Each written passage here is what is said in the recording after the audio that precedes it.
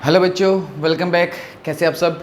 तो previous lecture में हमने पढ़ा था सेल्फ इंडक्टेंस के बारे में। उसमें हमने पढ़ा कि जैसे अगर हम कोयल में करंट को फ्लो करवाते हैं तो उसके कारण क्या करती है वो कोयल अपना एक ईएमएफ इंड्यूस करती है। ठीक है, उसके अंदर जो चेंज होता है फ्लक्स को उसको अपोज करने के लिए आज हम पढ़ेंगे। आज का हमारा टॉपिक है म्यूचुअल इंडक्टेंस। म्यूचुअल का मतलब म्यूचुअल क्या होता है, एक दूसरे के साथ। यानी यहाँ पर पहले वाले सेल्फ इंडक्टेंस में हमने एक कोयल ली थी, यहाँ पर हम लेंगे दो कोयल और उनको पास पास रखेंगे और एक कोयल में क्या करेंगे, करंट को फ्लो करवाते हैं। एक कोयल में जो करंट फ्लो होगा उसके कारण जो मैग्नेटिक फील्ड बनेगी वो मैग्नेटिक फील्ड दूसरी कोयल से जो टच होगी और दूसरी कोयल का जो फ्लक्स चेंज होगा उसके कारण जो दूसरी कोयल में ईएमएफ इंड्यूस होगा उसके बारे में आज हम पढ़ेंगे, कैसे होगा और कितना होगा। ठीक है, आज हम उसको कैलकुलेट करेंगे। तो आइए स्टार्ट करते हैं mutual inductance. Let we have two coils. एक कॉइल हम यहां पर बनाते हैं, इसमें हम क्या करेंगे, इसको हम एक सेल से या बैटरी से कनेक्ट करेंगे। ठीक है, पॉजिटिव नेगेटिव। कोयल 1 और इसके पास में ही यहाँ पर हम क्या करेंगे, एक और कोयल लेंगे और इस कोयल में यहाँ पर इसमें हम क्या होगा, जब हम करंट फ्लो करवाएंगे तो एक मैग्नेटिक फील्ड बनेगी और इसमें जो मैग्नेटिक फील्ड बनेगी वो कुछ इस प्रकार बनेगी, कुछ इस प्रकार।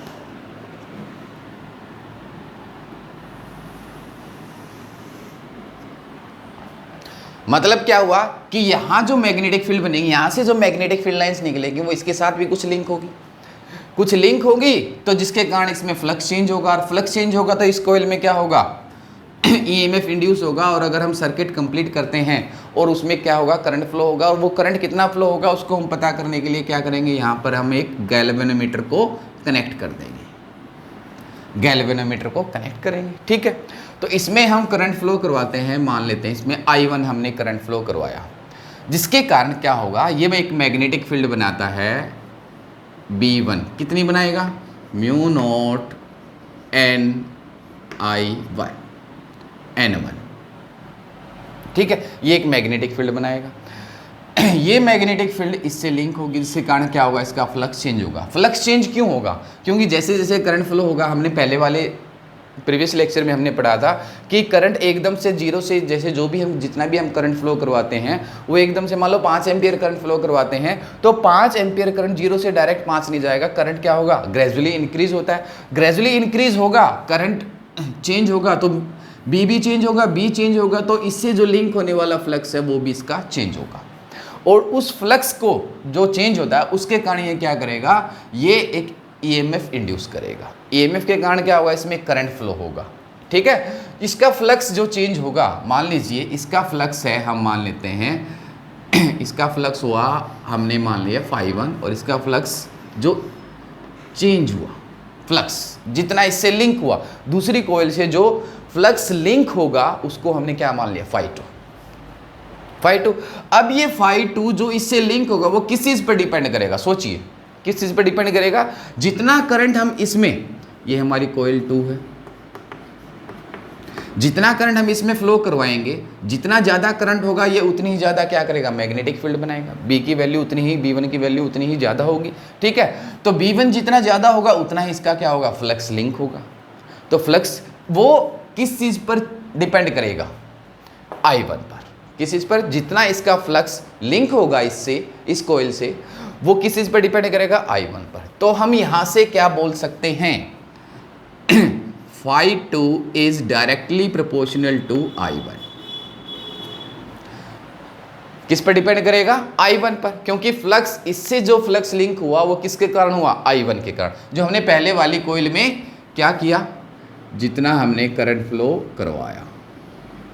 हम इसको थोड़ा सा डार्क कर लेते हैं,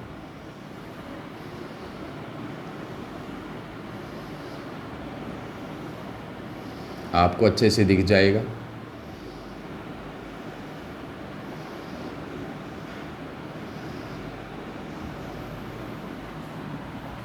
ठीक है। अब देखिए डायरेक्टली प्रोपोर्शनल है, phi two is equal to, यहाँ पर एक कांस्टेंट हम यूज करेंगे, और यहाँ पर पहले वाले लेक्चर में हमने क्या कांस्टेंट यूज किया था, कैपिटल एल, क्या यूज किया था, कैपिटल। यहाँ पर हम क्या करेंगे, क्योंकि हम म्यूचुअल इंडक्टेंस पढ़ रहे हैं, तो यहाँ पर हम यूज करेंगे कैपिटल एम, I1। एम क्या है यहाँ पर, M is a constant, M is a constant and called as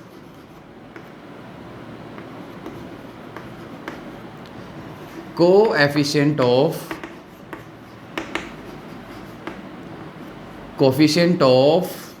mutual inductance।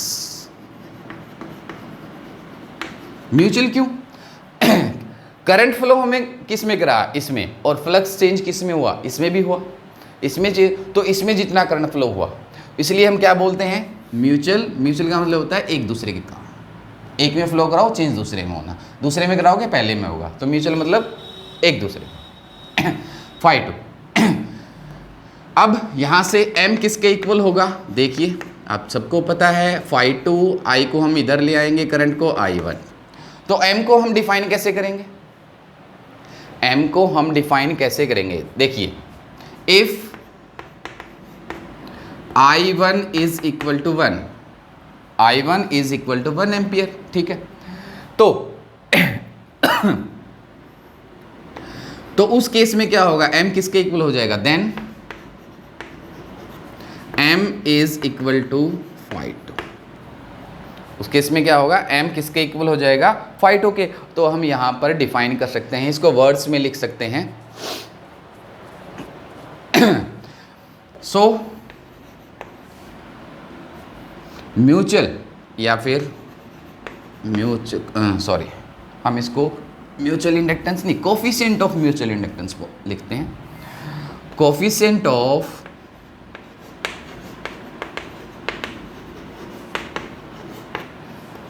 Mutual inductance is equal to its magnetic flux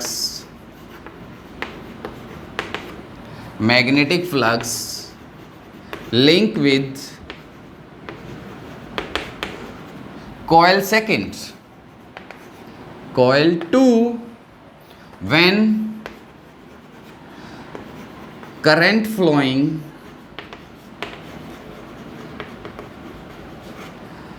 in coil, क्योंकि करंट हमने किस में फ्लो करवाया, coil, in coil 1 is 1 ampere, 1 ampere. This is the definition of coefficient of mutual inductance, ठीक है। इसकी unit क्या होगी, अब यूनिट ऑफ एम देखिए किसके इक्वल है, phi two divide by I1, weber पर एम्पियर, और इसकी यूनिट हमने पिछले लेक्चर में पढ़ी थी, इसको हम क्या बोलते हैं, हेनरी। क्या बोलते हैं, हेनरी, ठीक है, उसको हम क्या बोलेंगे, हेनरी। 1 हेनरी क्या होगा, आप डिफाइन कर सकते हैं इजीली, ठीक है।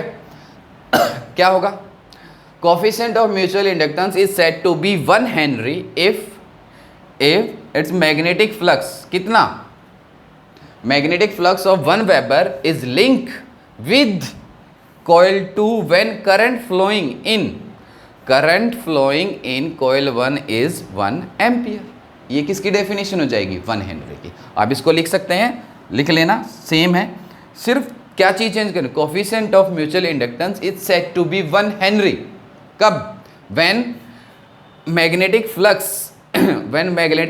flux of 1 Weber, कितना, मैग्नेटिक फ्लक्स की यूनिट क्या, weber, 1 Weber is linked with coil 2 when current flowing in coil is 1 ampere।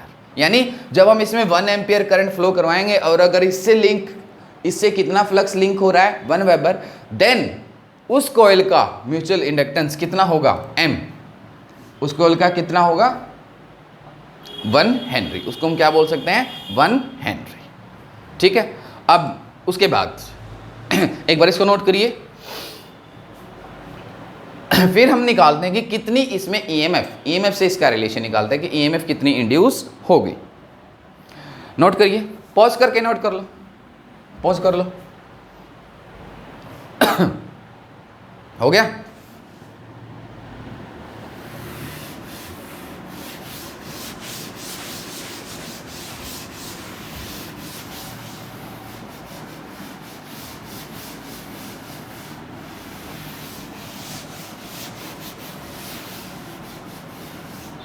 देखिए, ये कॉइल थी हमारी 1,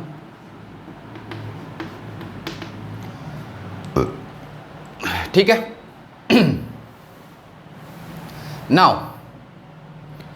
now we know that now according to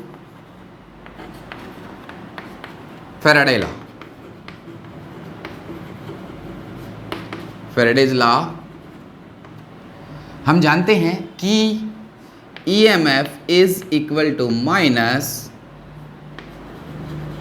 d phi by dt, d phi by dt, और phi कितना है यहाँ पर यहाँ कौन सा phi लेंगे 2, क्योंकि हम सेकंड दूसरी उसका निकाल रहे हैं, तो क्या फॉर्मूला बन जाएगा, E is equal to minus D, phi 2 किसके इक्वल है mi1 डिवाइड बाई dt। यहाँ से इसका फॉर्मूला क्या बन जाएगा, EMF कितनी इंड्यूस होगी minus m constant di by dt। ठीक है, अब इस केस में देखिए, माइनस साइन आपको पता है क्या दिखाता है, डायरेक्शन, अपोजिट डायरेक्शन में EMF बनाता है। अब अगर हम देखो, इफ यहाँ पर हम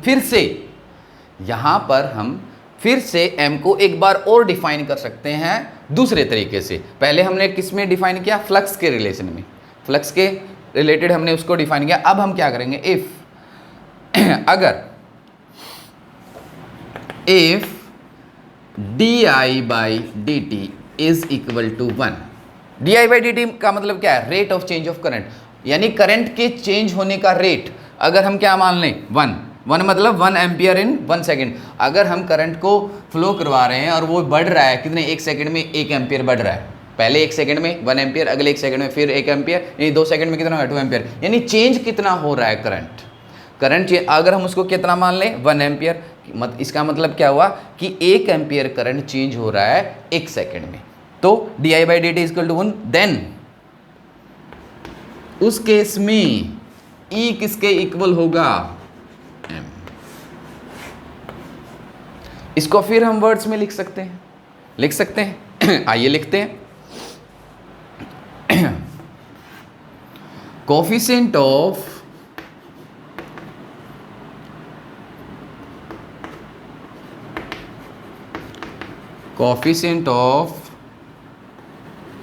mutual inductance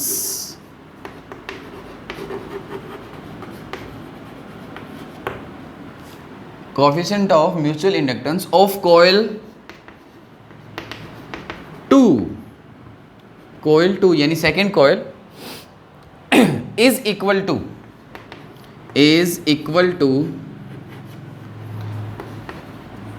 to the EMF induced in coil second coil, क्योंकि EMF किस में इंड्यूस होगा, सेकंड में। तो when rate of change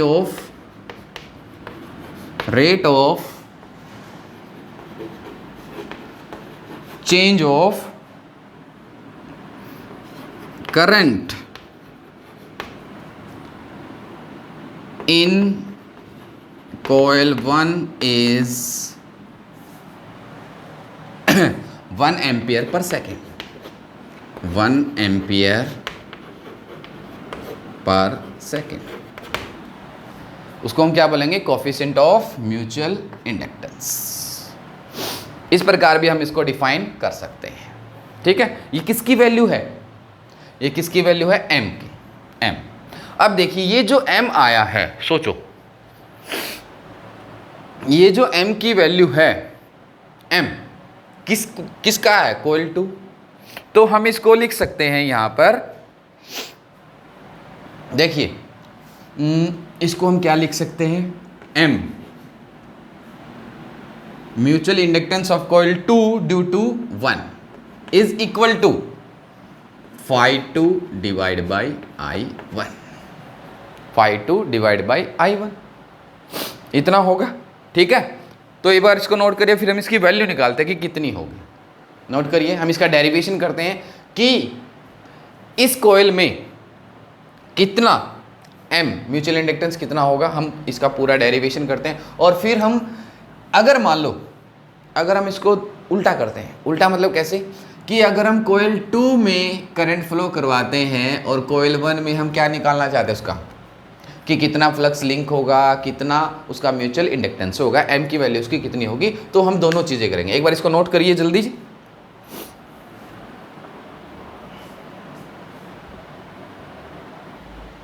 आइए अब एक्सप्रेशन निकालते हैं म्यूचुअल इंडक्टेंस का, दोनों कॉइल के लिए निकालते हैं। पहले हम एक एक करके फर्स्ट कॉइल सेकंड कॉइल का निकालेंगे पहले, ठीक है। उसके लिए हम पहले कुछ चीज़ें, जैसे मान लेते हैं इसमें करंट फ्लो हो रहा है कितना, I1, ठीक है। तो ये कितनी मैग्नेटिक फील्ड बनाता है, म्यू नॉट N1। N1 क्या है, टर्न डेंसिटी किसकी, कोइल 1 की, किसकी, कोइल 1 की। लेट N1, इसकी N1 क्या है, total number of turns in coil 1, क्या है, N, यानी हम यहां पर लिख लेते हैं, चलो इसको N1 total number of turns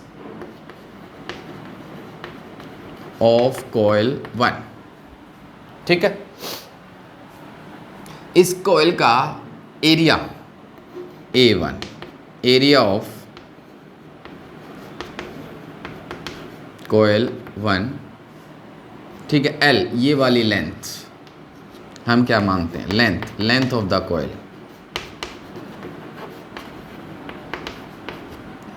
ठीक है। अब यहां पर देखिए, अब हम इसके लिए भी, जब हम दूसरे कोयल के लिए निकालेंगे, हम इसको पहले ही यहां पर लिख लेते हैं।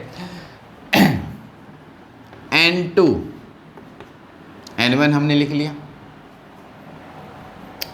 N1, स्मॉल n1 क्या है, small n1 turn density of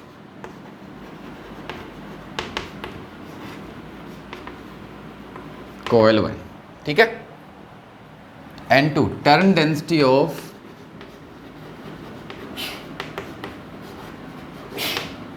coil 2, N2 total number of turns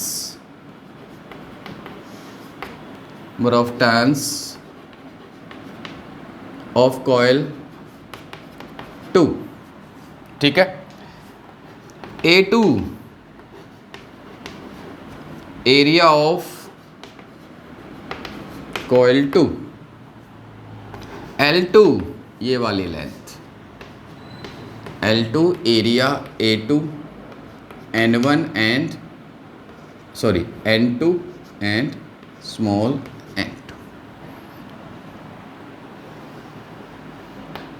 L2 क्या है, लेंथ ऑफ कॉइल 2, ठीक है। तो ये चीज़ें आपको पता होनी चाहिए। हमने क्या लिया, दो कॉइल है तो सारी चीज़ें क्या होंगी, दो अलग अलग होंगी, ठीक है। अब हम निकालते हैं कि फॉर्मूला क्या है हमारा, m का फॉर्मूला बताइए, क्या क्या निकाला था अभी हमने, M21। पहले हम कोयल 2 का निकालते हैं, mutual inductance of coil 2 with due to coil 1, कि करंट किस में फ्लो करवाया हमने, कोयल 1 में, और इंडक्टेंस किस में बना, कोयल 2 में। क्या फॉर्मूला था, phi2 डिवाइड बाई I1, ठीक है। अब phi2 का फॉर्मूला बताइए क्या होता है, phi2, सोच के फाई का फॉर्मूला क्या होता है, अरे फाई का फॉर्मूला क्या होता है, बी इंटू ए। बी कौन सा, बी कौन सा, मैग्नेटिक फील्ड किसने बनाया, कोयल 1 ने या 2 ने, किसने बनाया है, 1 ने। B1 एरिया किसके साथ लिंक, किसके साथ हुआ वो फ्लक्स, यानी वो मैग्नेटिक फील्ड लाइंस किसके साथ लिंक हुई, एरिया किस कौन सा, कोयल 2 के साथ। B1 into A2, B1 into A2। अब टोटल मैग्नेटिक फ्लक्स लिंक, अब इसको हम क्या लिख सकते हैं, N क्या 2, क्योंकि टोटल नंबर ऑफ टर्न्स इसमें N2। B1 A2, B1, ये चीज़ें आपको समझनी है, क्योंकि जो फ्लक्स लिंक होगा वो किसके कौन से एरिया के साथ होगा, कोयल 2 के एरिया के साथ। लेकिन जो फ्लक्स बनाएगा कौन, जो मैग्नेटिक फील्ड बनाएगा कौन, बनेगी किसमें, कोयल 1 में। तो आपको यहां पर कंफ्यूज नहीं होना है, φ2 फ्लक्स लिंक विद किसके कारण, B1 के कारण, जो कोयल नंबर 1 में बनी। एरिया कौन सा, किसके साथ लिंक होगा, कोयल 2 के एरिया के साथ, कोयल 2 के एरिया। तो total flux link with this B1 कितना इसमें मैग्नेटिक फील्ड बनेगी, ये हमने पहले लिख रखा μ0 N1 I1। ठीक है, तो आइए अब हम इसकी वैल्यू रखते हैं। M21 इज इक्वल टू φ2 की वैल्यू रखिए। अच्छा, पहले हम यहाँ पर टोटल वैल्यू हम इसकी लिख लेते हैं, B1 की वैल्यू, और हम इसमें लिख लेते हैं μ0 N1 N2 I1 A2, ये आ गई आपकी टोटल, ये वाली वैल्यू। हम इसको थोड़ा सा ऐसे, ठीक है, ऐसे, ठीक है। अब वैल्यू रखिए φ2 की, ये वाली वैल्यू रखिए, इसमें क्या आएगी, μ0 N1 N2 I1 A2 divide by I1, I1 से I1 कैंसिल, तो M21 की वैल्यू क्या आई, M21 is equal to μ0 N1 N2 A2, μ0 N1 N2 A2।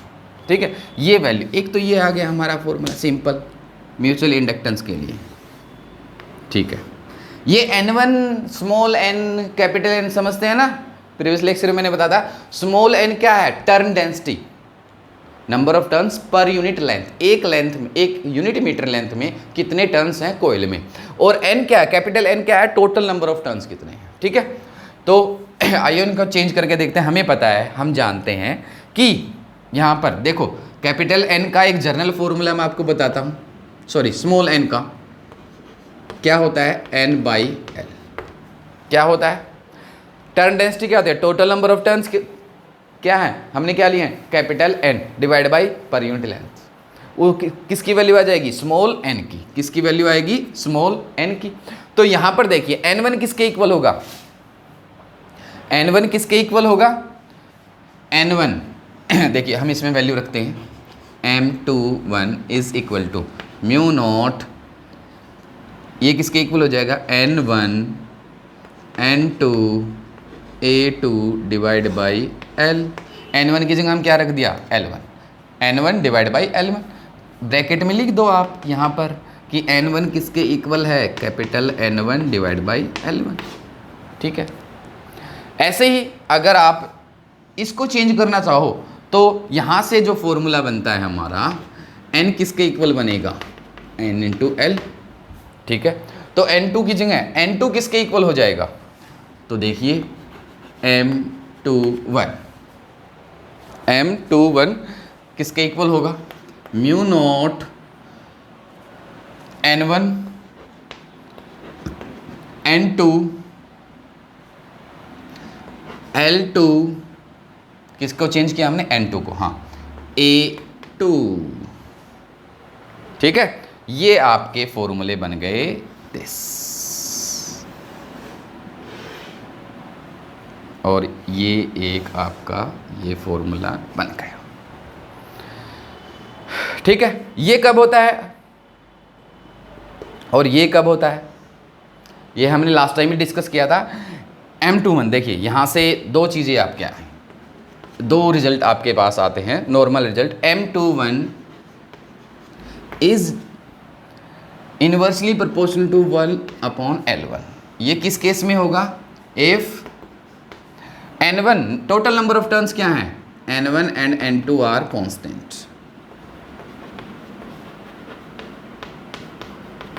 मतलब total number of turns change नहीं होने चाहिए। टोटल नंबर ऑफ टर्न्स यानी total number of turns का चेंज नहीं होने का मतलब क्या है? हम उसमें और कोयल और लेंथ ऐड नहीं कर सकते। हम अगर हम उसको खींच कर लंबा करेंगे लेंथ तो बढ़ जाएगी, लेंथ तो बढ़ जाएगी, but total number of turns तो वही रहेंगे ना। तो उस केस में क्या होगा? एन स्मॉल एन चेंज हो जाएगा। तो दूसरा M21 is directly proportional to किसके? किसके? L2 L1, क्योंकि जो म्यूचुअल इंडक्टेंस किसके कारण बन रहा है? इसमें जितना मैग्नेटिक फ्लक्स है। अब देखिए ये किसके इनवर्सली प्रोपोर्शनल होगा? सॉरी डायरेक्टली प्रोपोर्शनल किसके होगा? सोच के देखिए किसके कब होगा? जब आपका if N1 and N2 are constant. ठीक है, ये वैल्यू आ जाएगी। समझ गए? तो M21 ये तो आ गया हमारा। हमने क्या निकाला है? समझ गए होंगे हमने कैसे निकाला कि जो भी फ्लक्स लिंक होगा दूसरी वाली कॉइल में वो किसके कारण होगा? जो करंट हम कॉइल 1 में, करंट हमने कॉइल 1 में फ्लो करवाया है, तो मैग्नेटिक फील्ड भी कहाँ बनेगी? कॉइल 1 में, B1 म्यू0 N1 I1। ठीक है, तो फ्लक्स जो लिंक होगा वो किसके एरिया के साथ होगा? कॉइल 2 के एरिया के साथ। इसलिए हमने क्या लिखा? B1 A2। तो टोटल फ्लक्स कितना हो जाएगा? हमने B1 की वैल्यू रख दी, ये वाला आपका हो जाएगा टोटल। तो M की वैल्यू हमें पता है 5 डिवाइड बाई I1, तो ये वाला डेरिवेशन आपका एक्सप्रेशन आ जाएगा। तो दोनों केसेस हमने डिस्कस कर लिए कि अब सेम इसी प्रकार हम कैलकुलेट कर सकते हैं। देखिए ये आपने नोट कर लिया होगा, मैं इसको थोड़ा स्पेस बना लेते हैं। अगर नोट नहीं किया तो प्लीज़ एक बार नोट करिए, प्लीज़ एक बार नोट कर लीजिए, जल्दी पॉज करके नोट कर लो, पॉज कर लो पॉज करके नोट कर लो। हो गया? चलो आगे बढ़ते हैं। ये भी आपने कर लिया होगा।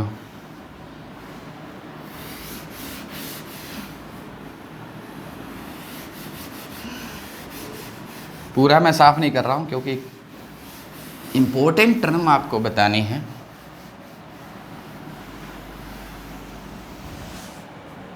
ठीक है,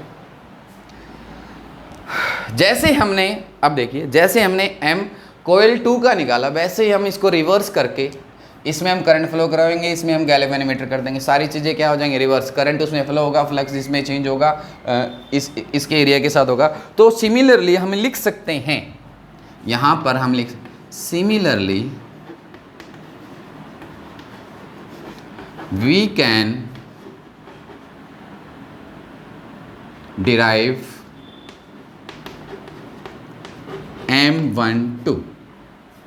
M12। सो यहीं से हम लिख लेते हैं M12 का फॉर्मूला क्या बन जाएगा? M12 इज इक्वल टू क्या होगा? पहले हमने इसके ये वाला फॉर्मूला हम लिखते हैं M म्यू0 N1 N2, एरिया क्या हो जाएगा? 1, लेंथ वाली क्या हो जाएगी? 2। आप चेंज कर दो। ठीक है, अब दूसरे वाले टर्म में हमारा फॉर्मूला क्या बनेगा? M21 इज इक्वल टू, देखिए इक्वल टू हमारा ये वाला फॉर्मूला लिखिए, mu N1 N2 L1 A1। ये हमारे फॉर्मूले बन जाएंगे। सॉरी ये M12 ही रहेगा, M12। तो इसी प्रकार हम इसको भी कैलकुलेट कर सकते हैं। आप करके देख लीजिए, यही आएगा। ठीक है, तो ये हमारे फॉर्मूले हो गए। अब बात आती है, क्या M12 और M21 इक्वल है? क्या दोनों इक्वल होंगे? देखिए, तो फॉर्मूले को देखकर हम नहीं बोल सकते कि इक्वल होंगे, क्योंकि क्या हो सकता है कि दोनों का एरिया क्या हो? कम ज़्यादा हो। एक का एरिया कम हो, एक का एरिया ज़्यादा हो। लेंथ भी क्या हो सकती है? कम ज़्यादा हो सकती है।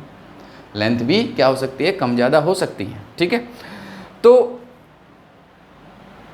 क्या इक्वल जो हम फॉर्मूला डिराइव करते हैं, क्या रियल में हम L1 दोनों की अलग अलग लेंथ या फिर अलग अलग एरिया ही लेंगे? तो नहीं। तो जब हम इसको सॉल्व करेंगे, कैलकुलेट करेंगे, तो क्या करते हैं कि एरिया और लेंथ को लेने के, एरिया हम किसका लेंगे और लेंथ हम किसका लेंगे। देखिए, तो एरिया जो होगा, इफेक्टिव एरिया किसका होगा? A1 कोयल 1 का होगा, जिसमें करंट फ्लो करवाएंगे उसका होगा, या फिर जिसमें फ्लक्स लिंक होगा उसका होगा। लेंथ हम कौन सी लेंगे? जिसमें हम करंट फ्लो कराएंगे वो वाली लेंथ लेंगे, या फिर हम क्या करते हैं, लेंथ और एरिया को एक इफेक्टिव लेंथ, और यहाँ पर हम वर्ड यूज़ करेंगे कि हम क्या लेंगे, फॉर्मूले में हम कौन सी चीज़ हम लेंगे, हम वर्ड यूज़ करेंगे effective area and effective length. Effective area and effective length, इस चीज़ को थोड़ा सा समझना। कैसे? देखिए, effective area and effective length, मैं इस फॉर्मूले को मैं इधर लिख लेता हूँ,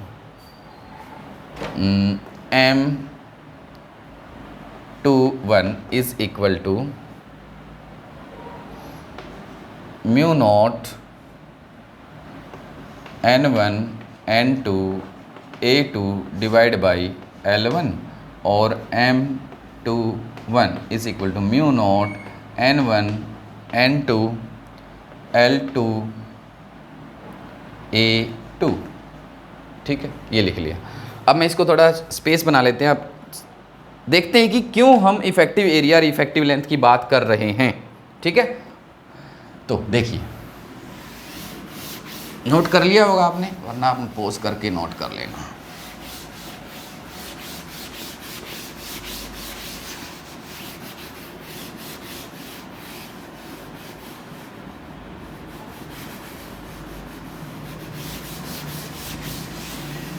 एरिया हम कौन सा लेंगे, कौन सी कोयल का? हम चाहते हैं कि हमें ज़्यादा कैलकुलेशन ना करनी पड़े, इजी रहे, तो हम एरिया को कॉमन बना लेते हैं, दोनों का एरिया सेम ले लेते हैं, एक ही एरिया से हम दोनों का काम चलाएंगे और एक ही लेंथ से दोनों का।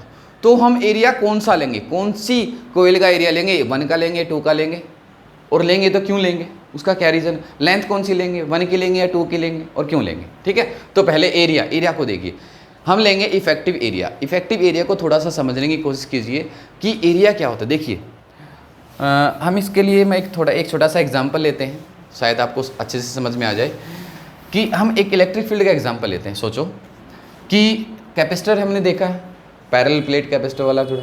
मान लीजिए आपके पास 2 प्लेट हैं पैरेलल, एक ये है छोटी, एक थोड़ी सी, एक ये बड़ी है और एक आपकी छोटी है।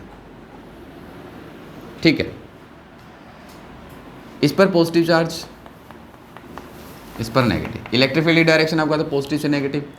तो सोचो, इसमें से इलेक्ट्रिक फील्ड लाइन्स जा रही हैं, सीधे निकल रहे हैं, सीधी। तो सामने वाली प्लेट से कितनी इलेक्ट्रिक फील्ड लाइन लिंक होंगी, इसका इलेक्ट्रिक फ्लक्स क्या होगा? देखिए, ये वाला, ये लिंक, और ये वाला कैसे? सीधे निकल जाएंगे। समझ रहे? या फिर हम इसको उल्टा ले लेते हैं, एक छोटी इधर और एक बड़ी इधर, इस पर पॉजिटिव, नेगेटिव। डायरेक्शन क्या होगी? इलेक्ट्रिक, यही। तो इससे जो फील्ड लाइन निकलेंगी वो किससे लिंक होंगी? ऐसे, इससे ऐसे और ऐसे। देखिए कितना एरिया इफेक्टिव है। हमने दोनों केस ले लिए, बड़ी वाली में से इलेक्ट्रिक फील्ड लाइंस निकाली तो भी, छोटी वाली में से निकाली तो भी इतना आ रहा है। कितना इफेक्टिव आ रहा है? जितना छोटा है। एरिया कौन सा इफेक्टिव होगा? ये वाला एरिया। इससे भी सामने वाले से कितने से लिंक हो रहा है? जितना इसमें से निकल रही है वो इतनी से निकल रही है। ऐसे ही इसमें कौन सा इफेक्टिव एरिया? छोटे वाला। बाकी तो क्या है, फिर जो फ्लक्स क्या है, लिंक हो ही नहीं रहा। फ्लक्स लिंक हो ही, जैसे मान लीजिए एक आपके पास ये सर्कल है, यहाँ से एक सर्कल रखा, एक आपके पास सामने सर्कल है, बड़ा वाला, या फिर हम इसको ऐसे भी समझ सकते हैं, ये है एक और इसके अंदर एक छोटा सा है।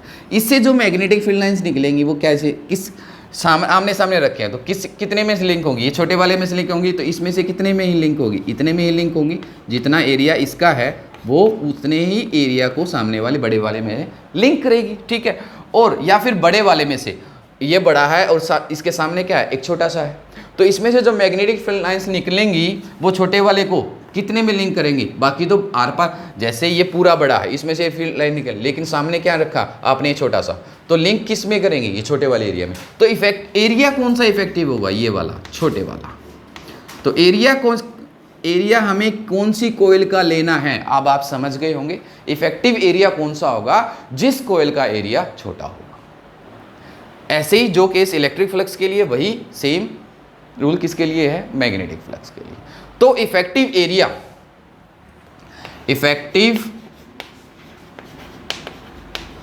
एरिया कौन सा होगा, स्मॉलर, कौन सा होगा, स्मॉलर एरिया। कौन सी कॉइल का, चाहे वो एक का हो चाहे वो दूसरी का हो, कोई फर्क नहीं पड़ता, चाहे इसमें से निकले चाहे इससे लिंक हो। एरिया कौन सा लेना है, जिसका एरिया कम होगा, दोनों केस में, M12 में और M21 में क्या लेना है, एरिया कौन सा लेना है, छोटे वाला। तो एरिया क्या हो गया आपका, कॉमन, इक्वल हो गया, ठीक है। अब लेंथ की बारी आती है। अब लेंथ कौन सी लेंगे, क्या लेंथ भी हम छोटे वाली लेंगे, तो लेंथ के केस में इससे थोड़ा सा अपोजिट होता है। आप ये नोट कर लीजिए, इफेक्टिव एरिया कौन सा होगा, स्मॉलर एरिया, ठीक है। यानी स्मॉलर एरिया किसका, यानी किसी भी कोयल का, ठीक है। अब लेंथ के केस में क्या होता है, देखिए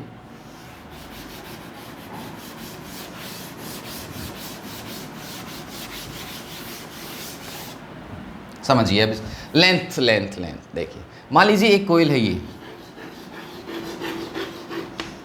एक बड़ी कोयल है, ये वाली, इसमें से मैग्नेटिक फील्ड लाइंस निकल रही हैं, ऐसे और इसमें से। तो छोटी वाली में से जो निकल रही है वो बड़ी वाली के साथ भी लिंक हो रही है ना लिंक, और जो बड़ी वाली में से निकलेंगी वो तो होंगी ही लिंक। तो फील्ड लाइंस तो ऐसे फैलती है ना, ऐसे, ये तो किसके साथ लिंक हो रही है, ऐसे, तो यहाँ तक जाएंगी लिंक, यानी लेंथ क्या होगी, ये सीधी जाएंगी, लेंथ तो बड़े वाली होगी ना, बड़े वाली लेंथ के साथ लिंक होगी, इधर भी होगी, और छोटे वाली में से निकलेंगी वो भी, और जो बड़े वाली में से निकलेंगी वो तो छोटी वाली से लिंक होगी ही होगी। तो हमें लेंथ कौन सी लेनी है, इफेक्टिव लेंथ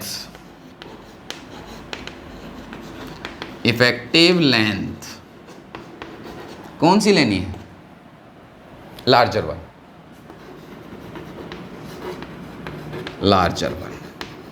जिस भी कोयल की लेंथ क्या होगी, बड़ी होगी, वो हमें लेंथ लेनी है। तो लेंथ कैसी लेनी है हमें, बड़े वाली, समझ गए। तो लेंथ और एरिया को हमने क्या कर लिया, कॉमन दोनों के लिए, चाहे म्यूचुअल इंडक्टेंस आप फर्स्ट कोयल का निकालो या सेकंड कोयल का निकालो, ए लेना है, कौन सा लेना है, जिस कोयल का एरिया छोटा होगा, लेंथ लेना है, एल लेनी है, जिस कोयल की लेंथ बड़ी होगी, उल्टा अपोजिट, ठीक है। आपने पढ़ा भी होगा ना, रेजिस्टेंस करंट के कारण क्या होता है, किस चीज़ पर डिपेंड करता है, लेंथ पर। देखिए इसका बेसिक रीजन पता है क्या चीज़ होती है, एक और रीजन मैं आपको बताता हूँ। आर, देखो करंट इंड्यूस हो रहा है, करंट फ्लो हो रहा है, और हमारी कॉइल की नेचर क्या होती है, करंट को अपोज करना। जो ईएमएफ इंड्यूस होगा उसको वो अपोज करना चाहती है, और अपोज करने का मतलब क्या था, रेजिस्टेंस ज़्यादा होना चाहिए, क्या होना चाहिए, ज़्यादा होना चाहिए। और रेजिस्टेंस का फॉर्मूला आप सबको पता है, L/A होता है। L ज़्यादा होगा रेजिस्टेंस ज़्यादा, एरिया कम होगा तो रेजिस्टेंस कम, एरिया कम होगा तो रेजिस्टेंस फिर भी ज़्यादा, ठीक है। तो ये वाला फॉर्मूला भी कहीं ना कहीं इस बात को प्रूफ करता है, ठीक है। अब नाउ नेक्स्ट, एक बार इसको नोट करिए, फिर एक छोटा सा टॉपिक और रहता है, एक छोटा सा टॉपिक जिसको हम बोलते हैं कपलिंग कि कैसे हम दो कोयल को, यानी बेस्ट रिजल्ट हम क्या चाहते हैं कि मैक्सिमम फ्लक्स लिंक हो, तो वो कौन कौन सी कंडीशन होती है और उसको हम क्या बोलते हैं। यानी एक वर्ड आप पढ़ोगे, एक छोटा सा, कि कोफिशिएंट ऑफ कपलिंग क्या होता है। तो एक बार इसको नोट करिए, फिर हम वो करते हैं। तो आइए देखते हैं कोफिशिएंट ऑफ कपलिंग क्या होता है। कपलिंग का मतलब क्या होता है कि एक कोयल हमने ली, उसमें से जो मैग्नेटिक फ्लक्स निकला, मैग्नेटिक फील्ड लाइंस, वो जो साइड में जो दूसरी कोयल हम लेते हैं उससे वो फ्लक्स कितना लिंक हुआ, कितना लिंक हुआ। अगर मान लीजिए इसका फ्लक्स इसमें से निकल रहा है 100, तो 100 का 100 इसमें लिंक हो गया तो ठीक है, बेस्ट कपलिंग, सारा का सारा लिंक हो गया, हमारा वेस्ट नहीं हुआ। तो उस केस में क्या दोनों का रेशियो क्या होगा, उस रेशियो को हम क्या बोलते हैं कि कोएफिशिएंट ऑफ कपलिंग, ठीक है। और अब मैं कुछ शेप बनाता हूँ, उसमें आपको देख के पता करना है कि कौन सी हमारे लिए बेस्ट कपलिंग होगी, किसमें के की वैल्यू मैक्सिमम होगी। के की वैल्यू मैक्सिमम मतलब कितनी हो सकती है, 1 ही हो सकती है। क्यों, 100 कितना लिंक हुआ, 100 अपॉन 100 कितना हो गया 1। अगर 100 निकला लिंक कितना हुआ 60, तो के की वैल्यू क्या होगी 60/100, दोनों का रेशियो। तो के की मैक्सिमम वैल्यू 1 कब होगी, यानी ये क्वेश्चन पूछा जा सकता है कि बेस्ट कपलिंग कौन सी होगी, किस केस में होगी, या फिर डायग्राम देके पूछा जाएगा इसमें आपकी के की वैल्यू आप कितनी होगी, मैक्सिमम होगी, मिनिमम होगी, या कुछ भी 0 होगी, ठीक है। तो देखिए मैं कुछ बना रहा हूँ आपके पास, आपके लिए एक कोयल,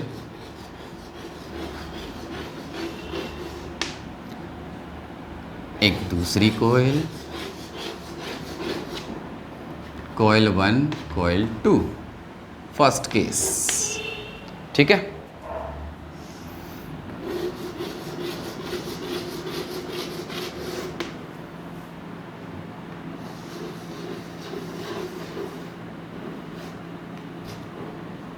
कोयल 1, कोयल 2, सेकेंड केस, ठीक है। अब देखिए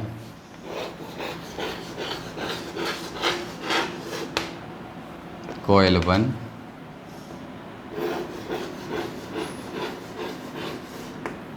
कोयल 2, थर्ड केस।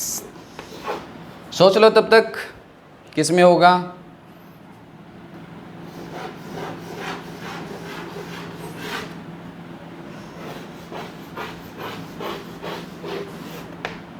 कोयल 1, कोयल 2, ये 4 केस मैंने आपको दिए हैं। फोर्थ, तो बताइए कौन सी कपलिंग सबसे अच्छी है, किस में के की वैल्यू कितनी होगी, क्या हम पता लगा सकते हैं।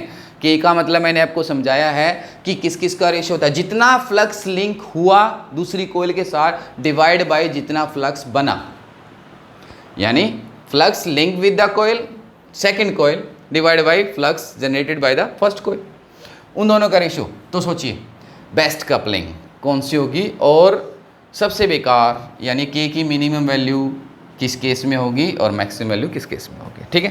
तो आपको देखने से पता चल रहा है, पहले केस में देखिए अगर एक कोयल से जो भी फ्लक्स बनेगा वह दूसरी कोयल से लिंक हो जाएगा, तो दोनों का रेशियो क्या होगा, के की वैल्यू क्या आएगी 1, बेस्ट कपलिंग। इसमें क्या होगा, टोटल फ्लक्स लिंक हो जाएगा, टोटल फ्लक्स आपका लिंक हो जाएगा,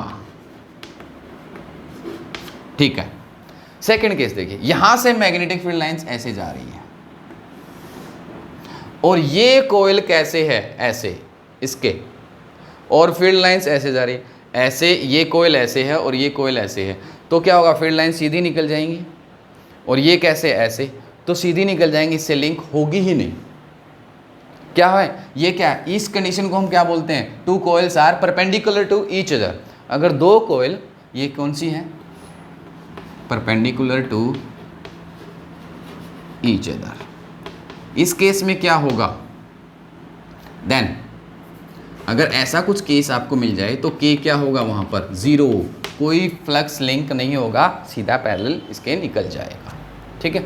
यहां पर देखिए, यहां पर कुछ फ्लक्स लिंक होगा,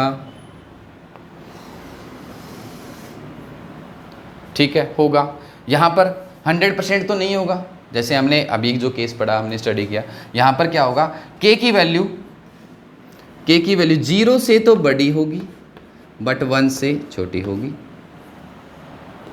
0 से ज़्यादा बट 1 से छोटी। 100% तो लिंक नहीं होगा, 40, 50, 60, 70 जितना भी होगा, बट वो 0 से बड़ा होगा और 1 से छोटा होगा। इस केस में देखिए मैग्नेटिक फ्लक्स ये, मैग्नेटिक लाइन ये, या फिर मैग्नेटिक फ्लक्स ये, क्या कुछ लिंक हुआ, नहीं हुआ, तो के की वैल्यू क्या होगी 0, के की वैल्यू होगी 0, ठीक है। तो के क्या होता है, coefficient of coupling. In terms of, अगर हम इसका रिलेशन निकालना के का एक छोटा सा फॉर्मूला मैं आपको बताता हूँ, वो आप याद रखना कि क्या होता है। किस किस के टर्म में? म्यूचुअल इंडक्टेंस और सेल्फ इंडक्टेंस। के का फॉर्मूला, नॉर्मली जो के का फॉर्मूला होता है m इज इक्वल टू के स्केयर L1 L2, या फिर हम इसको डायरेक्टली के का फॉर्मूले में कन्वर्ट कर सकते हैं। तो के का फॉर्मूला आपका क्या बनेगा, ये इधर जाकर क्या हो जाएगा, अंडर रूट में m divide by L1 L2। तो ये फॉर्मूला आपको याद करना है। This is the formula of coefficient of coupling. ठीक है, coefficient of coupling. Coefficient of coupling किस किस चीज़ पर डिपेंड करेगा? जो कोयल आप ले रहे हो उसमें आपने कौन सा मटेरियल यूज़ किया है, एक तो उसमें एक मैग्नेटिक परमिएबिलिटी पर ही डिपेंड करेगा। तीसरा और किस में कि उन दो कोयल्स के बीच में डिस्टेंस कितना है। डिस्टेंस जितना ज़्यादा होगा फ्लक्स उतना ही कम लिंक होगा, फ्लक्स उतना ही कम लिंक होगा। तो ये फैक्टर्स हैं जिन पर कोएफिशिएंट ऑफ कपलिंग डिपेंड करता है। किन किन चीज़ पर? एक मटेरियल पर, दूसरा परमिएबिलिटी पर, मैग्नेटिक पर, तीसरा कि कोयल के बीच में डिस्टेंस कितना है। ठीक है, इन चीज़ों पर कोएफिशिएंट ऑफ कपलिंग डिपेंड करता है। So this is all about mutual inductance. ठीक है, तो एक बार इसको नोट कर लीजिए। उम्मीद है आपको अच्छे से समझ में आ गया होगा। फिर भी कोई डाउट रह जाता है देन आप बेहिचक हमसे कमेंट बॉक्स में मैसेज करके आप पूछ सकते हैं। ठीक है, ओके, टेक केयर, बाय।